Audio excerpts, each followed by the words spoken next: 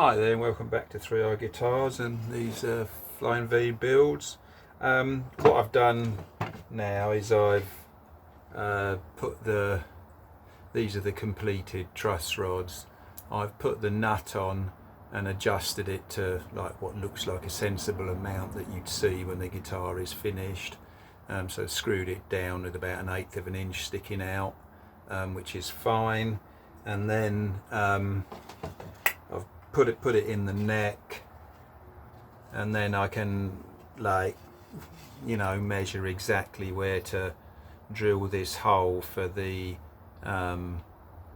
anchor nut, and we can drill down in there, which I'll do on the drill press. Then we can put the truss rods in and get working on the filler strip to go over them. But what I did was I just ran up and down here a bit with the square edge of a file, because the truss rods were a little bit tight going in there, but now they're not. It was just a bit of whatever left after the routers not being quite you know, being a bit snug. But I'll get on now and measure up and get drilling these holes for the truss rods, so I'll get back to you then.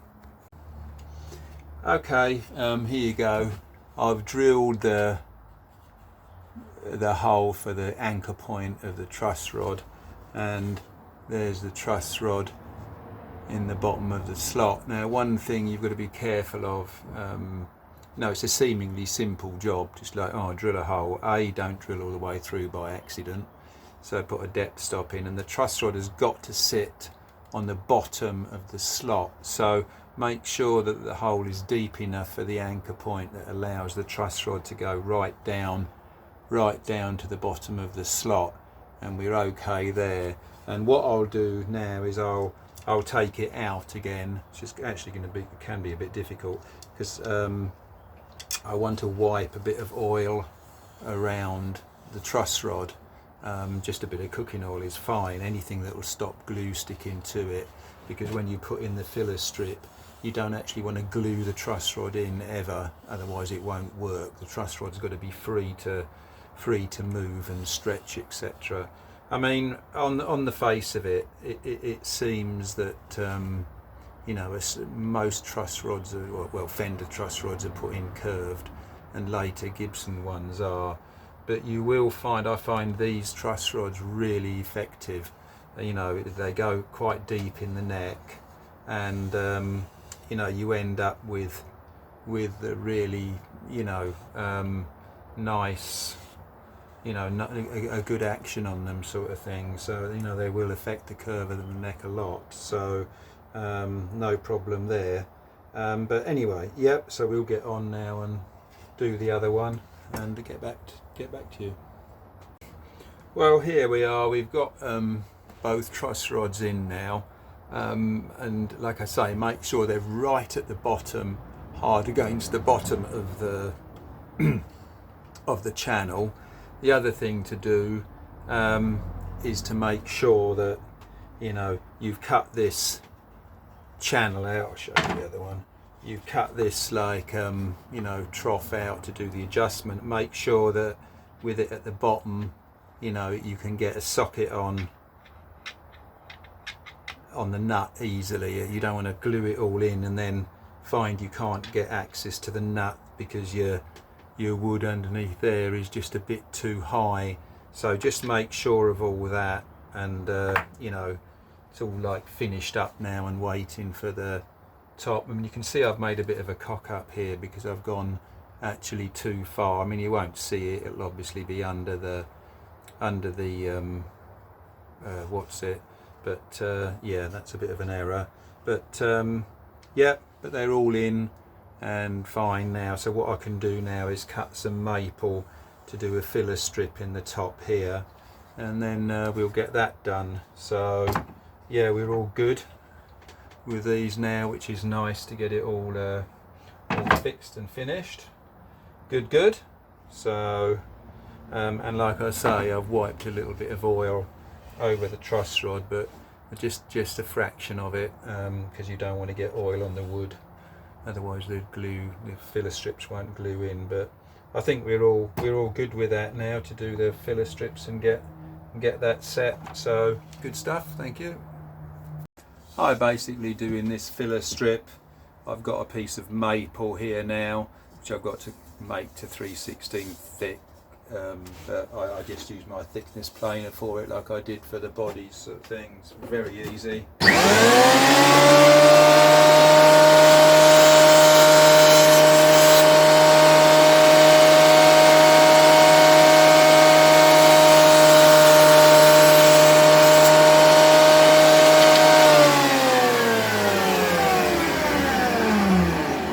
Noisy beast, but so quick to do stuff like that, nice and accurate.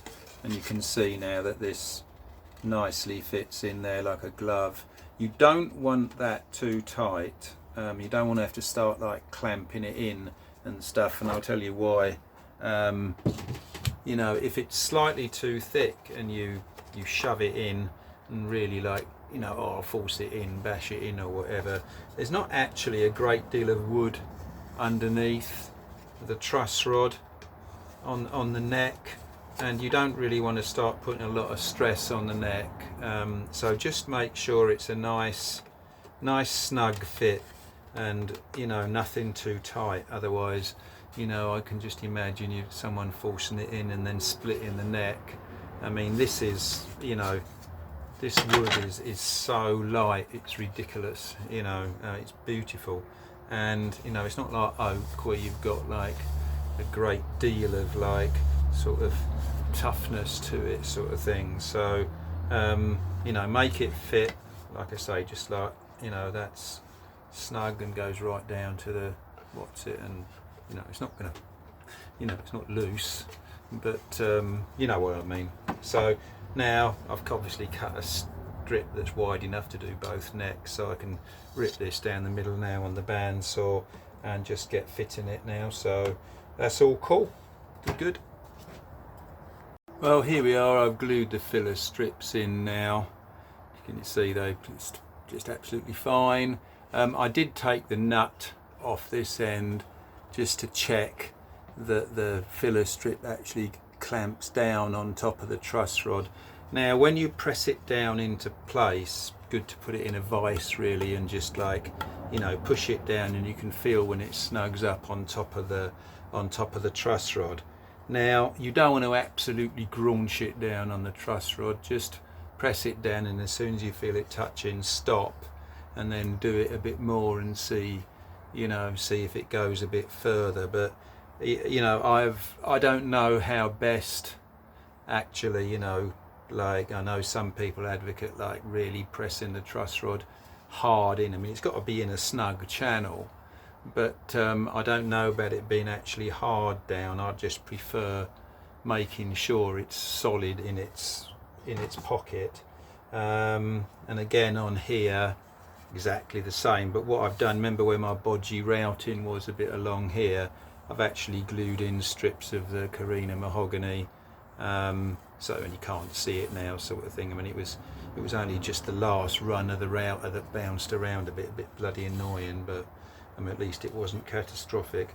So there we go. And also that bodgy bit there, I've just put in a bit of, where I'd routed the slot a bit too long, just put a bit of filler in there as well. Now with these strips as well, I actually put glue on the strip, not in the slot, because when I push the thing in, any glue, I don't want to be sort of, you know, driving it down on top of the truss rod. So if I've got it on the filler strip and I press it in, the glue's going to come upwards. And okay, it doesn't seem ideal to get a fantastic glued joint sort of thing, but not forgetting that, you know, when I plane this flat, the fretboard glues on it as well, and it's a filler strip. I mean, there's plenty of stiction there, if you like, but you know, that's how I do it, because I don't want to get glue around the truss rod. So I think we're all good there now with those, so we let those set, and then we can cut these back. I'm going to stick this nut back and washer back on there so I don't lose it. Okay, well, we've just done the necks now. glued in the truss rod filler strips. I guess we can get working on the fretboards now for these vintage guitars. Gibson used something called Brazilian rosewood that, you know, it's almost like folklore stuff, the Brazilian rosewood. It's you know, it's not allowed to be harvested anymore these days, so anything you can get is cut from old furniture or old stock or something like that. I was lucky enough to get quite a stock of it not too long ago, a couple of years ago, and I'm still working my way through that, so I consider myself a lucky boy. So these two Flying V's will be clad with the right stuff. I mean, it's a beautiful looking wood, and like I say, it's revered. And you know, if I do make vintage guitars for people, they always ask, oh, will it have a Brazilian rosewood fretboard? It says, if you pay for it, yes. But anyway, I've got some examples of what I've got here and what we're going to choose for this guitar. Now, here's like four pieces of Brazilian rosewood. Now, it's the funny thing with Brazilian rosewood is I always think you can get wood with a very similar, well, almost identical looking grain called it's like a Madagascan wood. I don't think it's a rosewood, but it looks much the same. But when you actually smell Brazilian rosewood, it's almost got like a chocolatey smell. When my daughter was pregnant, she had like a funny like thing about wanting to smell Brazilian rosewood. She couldn't believe it, and it's almost a perfumey kind of smell, and it's quite odd. And there's not any other wood I can tell you that smells like that. But so we've got these four bits which show quite a range in grain on there. Now, all Gibson, you know, when you look at pictures of the fretboards, they're all dark. They're all very dark, and a lot of them, you know, with the age and everything, just look like ebony, to be honest. But you know, that could be finger wear, could be anything. I mean, I think on the Les Pauls and the top of the range guitars, they tend to use the darker stuff, and you know, because they obviously thought it looked a bit more classy. And one of the reasons with that was that you know, when you played it and a lot and got finger stains on the fretboard, you couldn't see the marks, so they looked good on TV and things. So I've obviously got that one, which would be like a favourite to use. You can see it's got quite golden kind of thing. I mean, that would be quite nice. Equally, again, this one's perhaps a bit of a plain grain sort of thing, but definitely Brazilian rosewood. That's quite plain. That one I think is really attractive with that streak down the side there, but it may not have been used, you know, because that might have been considered like looking like a floor sort of thing, but I like it. But what I actually really like, it just smells gorgeous, is this style, this type, which is more golden but not dark at all.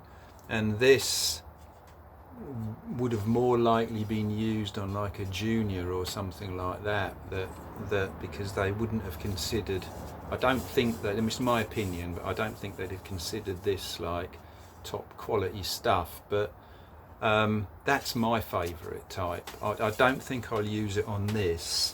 I mean, I would do, but you know, if I come to sell the guitar, people would probably say, oh no, dark as it can be, dark as it can be. So I'm going to put that aside, much that it kind of, you know, I want to use it because I think it's bloody lovely.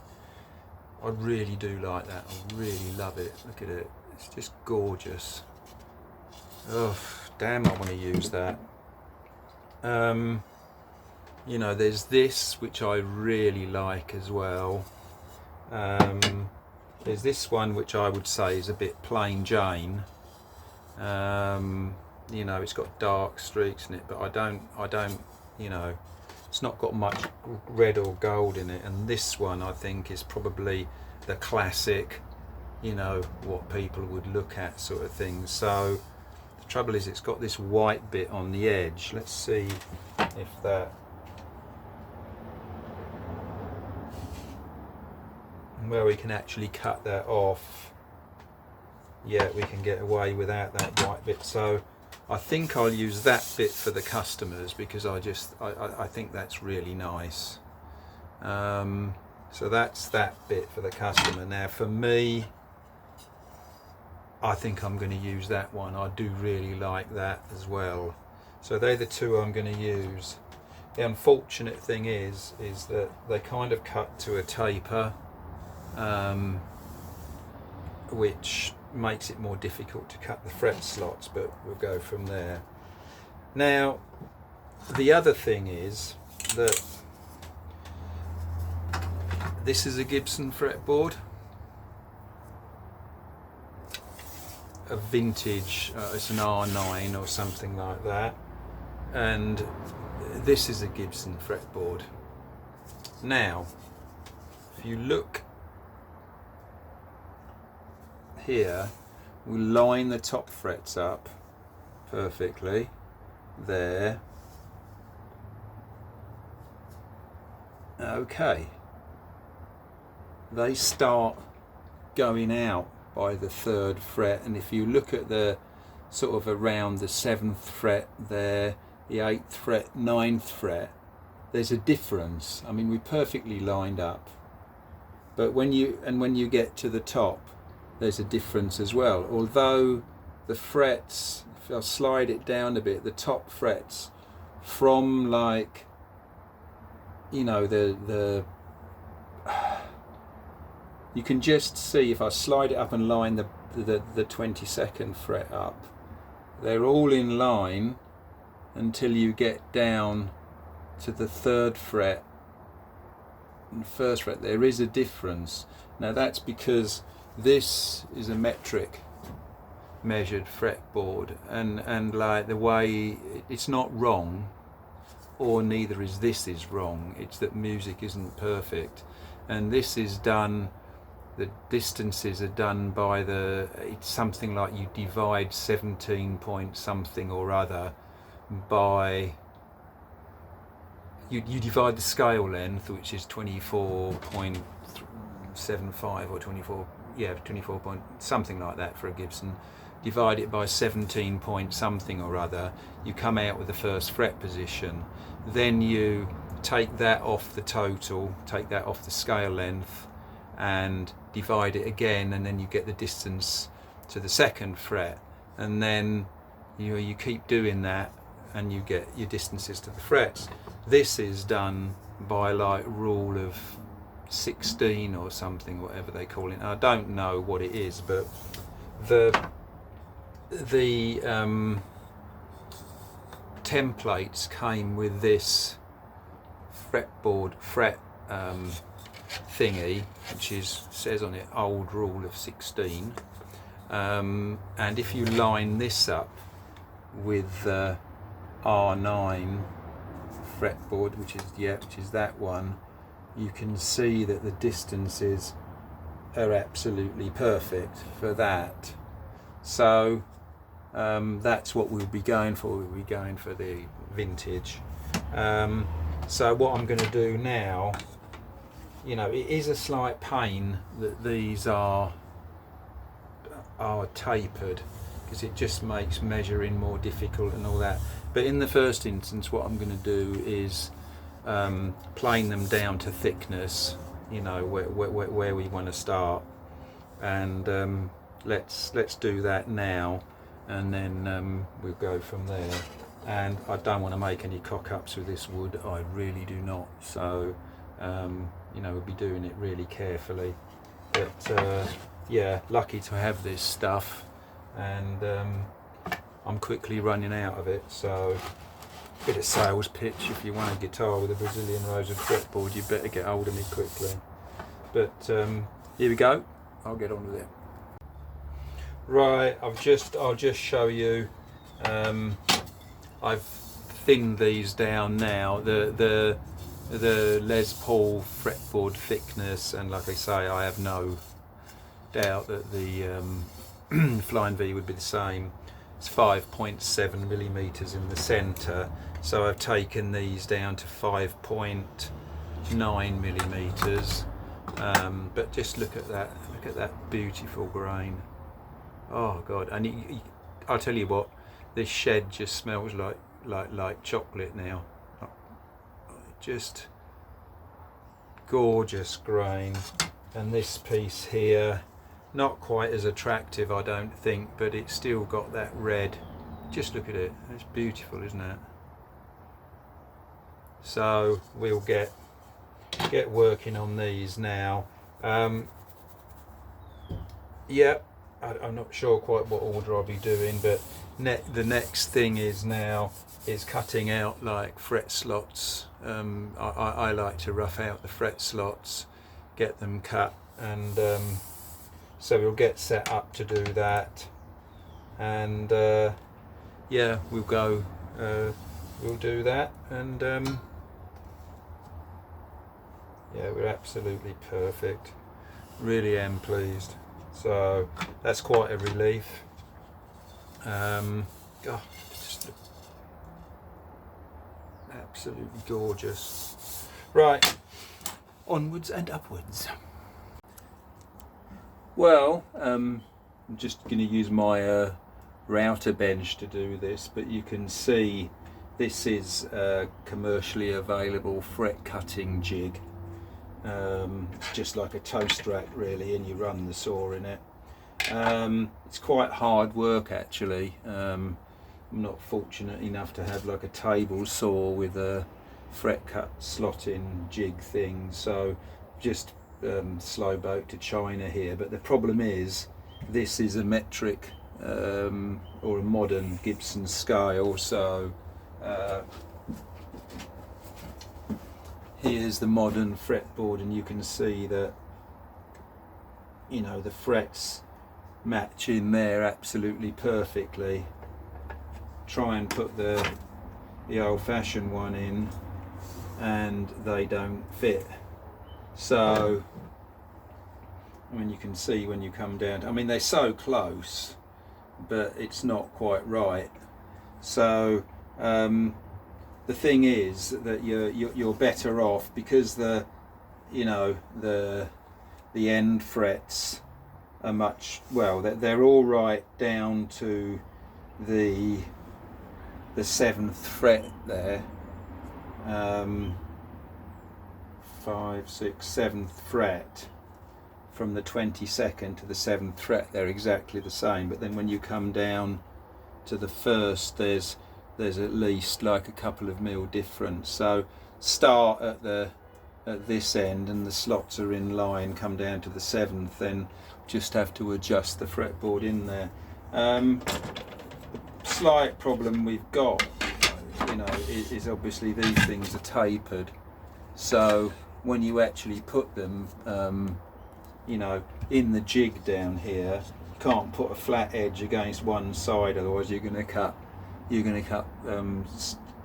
a sloped fret. So you've got to get it in the middle, which is a bit of a pain in the arse, but you just have to live with it, sort of thing, and do it. So there we go.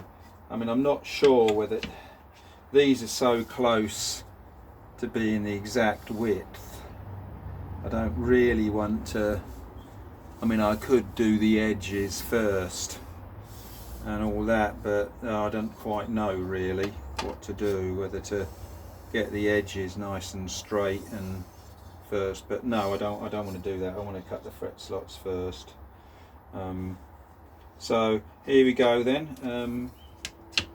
Let's have a bit of a go at doing this, and it's just a matter of matching it up, doing it really accurately, and then you just start sawing. And believe me, it's frigging hard work. It really is, especially this Brazilian rosewood is so is so tough. But okay, well, I'll get you back when we're ready to start sawing a few frets.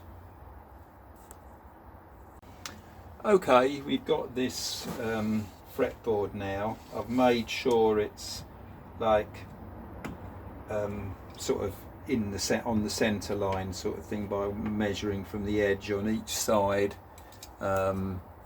measuring from the edge on each side so we're equal, so that although it's tapered, it is, I'm going to be cutting the frets square. This was actually quite useful because what I did, I clamped it to the fretboard blank, and then I could scribe through here then for each fret. So I have got each fret marked on here. I don't know if you can see this, the slots. Now the useful thing with this jig, this fret cutting jig, is it does come with some nice features. There's this thing which looks a bit like a, you know, a cutting blade, but it's not. It's like a position marker, and you can put it in the fret slots, and there's no play. It's perfect fit in the fret slots, and then, you know, if you've got your frets marked, you can actually see whether, you know, your slot actually lines up perfectly, and you can use that. If I was cutting like a you know, the actual, you know, not a metric Gibson, what's it? I could cut the nut, a slot for the nut, whack this gizmo in the first slot and key it in there, and then that would put the fretboard exactly right. But what I can do now is cut the last fret slot here and then drop this in, which will stop the, you know, it just keys the fretboard in sort of thing. So we can start cutting now, which is a real ball ache because this wood just absolutely clags. Yeah, it's hard work, believe me. It's not the easiest wood to cut, but here we go. So I've got it all clamped up really tightly.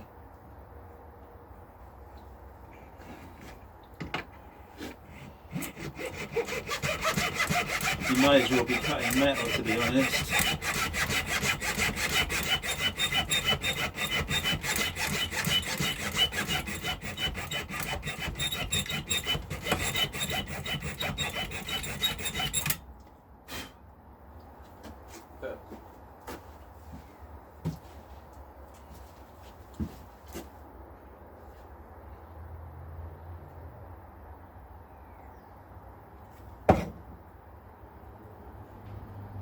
Bit of WD-40 sometimes helps.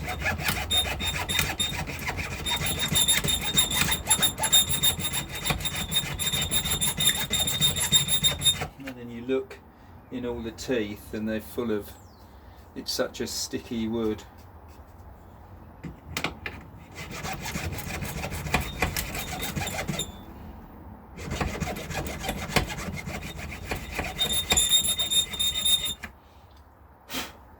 So now that's the 22nd fret slot, we can bob that in there.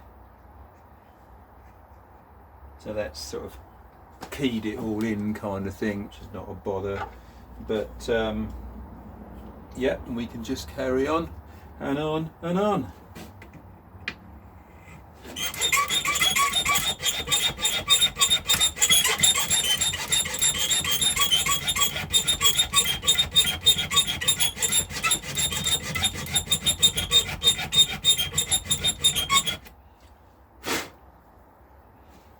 But yeah, you've got to have it clamped fully down, and you know, just take your time. So I'll switch you off now. You don't want to see me spend an hour and I've cut in 22 fret slots. There we go. Welcome back to 3R Guitars and this 58V builds. Right, so I've cut the fret slots. So that's all done. I mean, I must admit it's quite a gutty job, and just followed my usual process, but really I'd have been better off, I think, actually arching this fretboard first before before cutting the fret slots, because now when I try and plane the edges, you'll have, you know, you might get some chipping out of the fret things, which I don't want.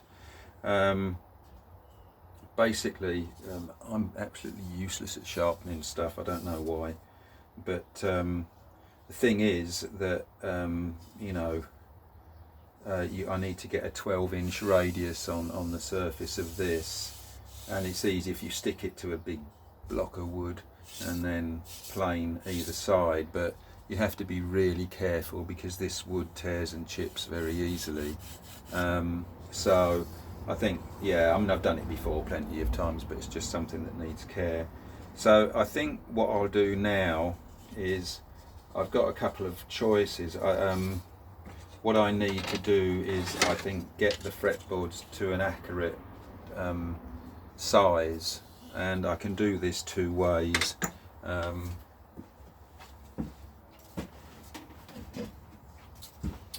I've got the accurate fretboard jig.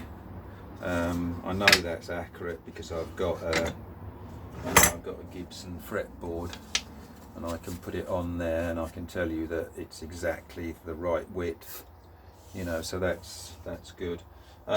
So what I could do is double-sided stick this on the fretboard, and then using this as a guide, using the template as a guide, obviously just do the old router and route down each side, or I could plane it.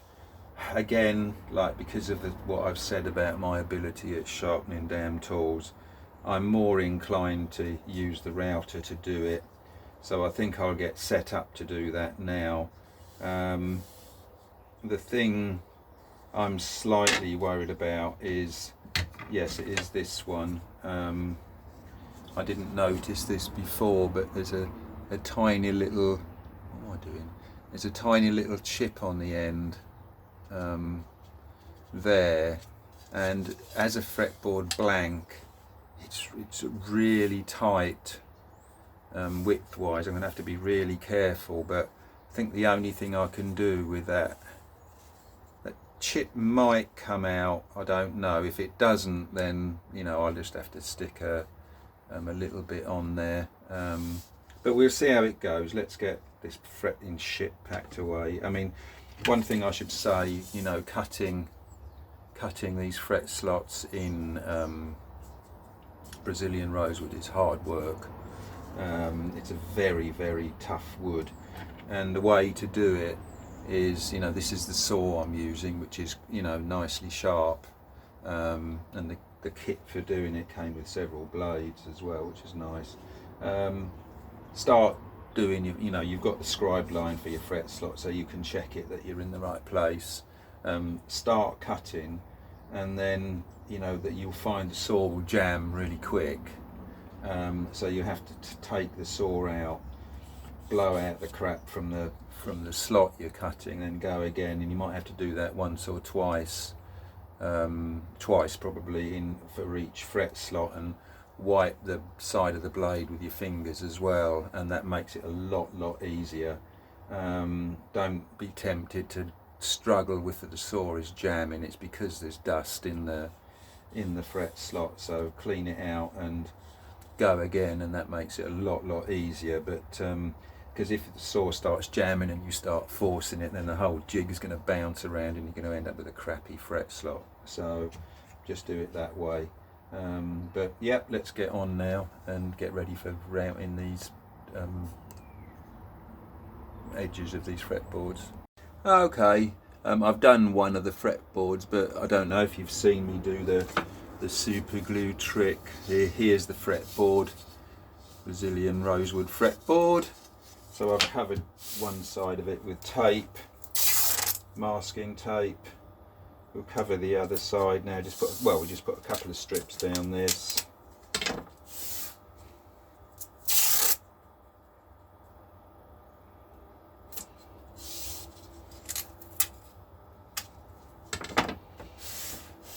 This fell down here.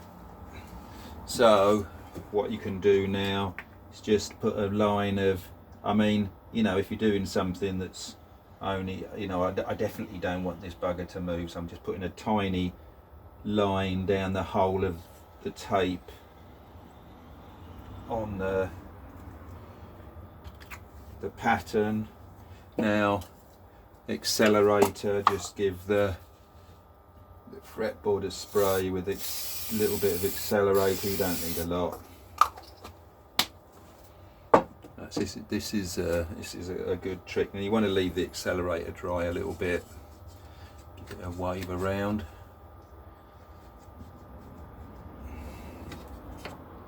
And then I mean, there's that white bit on the fretboard there. I want to try and avoid that, so I can push this over to one side, line up the top nut,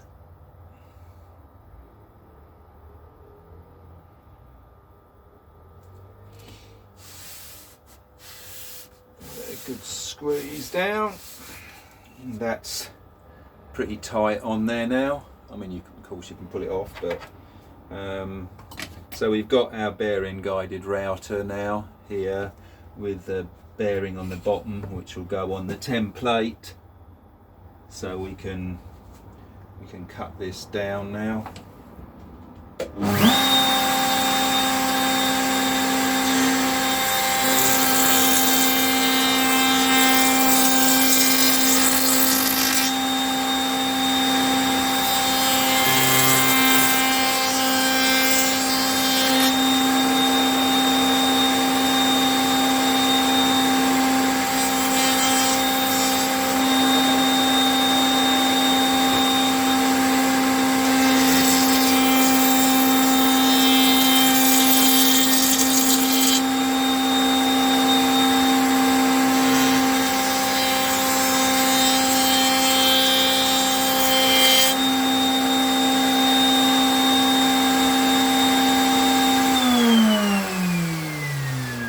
There we go, we haven't quite got rid of the whiter edge on there, but let's have a look.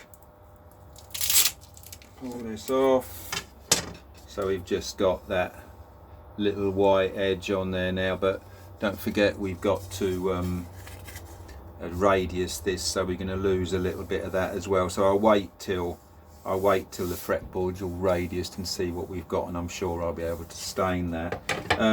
If you remember me saying I was a bit worried about, and you can see where, you know, this fretboard is nicely finished along the edge with the router, but you can just see at the end there, you know, I must be an absolute gnat cock thin, but when I actually measured it, a Gibson fretboard nut is 43 mil.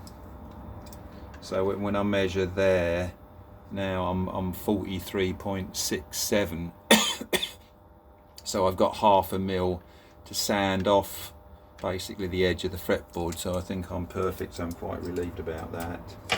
And again, when I'm doing this routing, you know, you saw me like start just in from the edge when I was you know, I didn't start at the edge and run the fretboard into the cutter, because it will just chip that off. So that's why I've got a little bit of this left here. That's where the cutter went in. So just things to be careful of, really. Okay.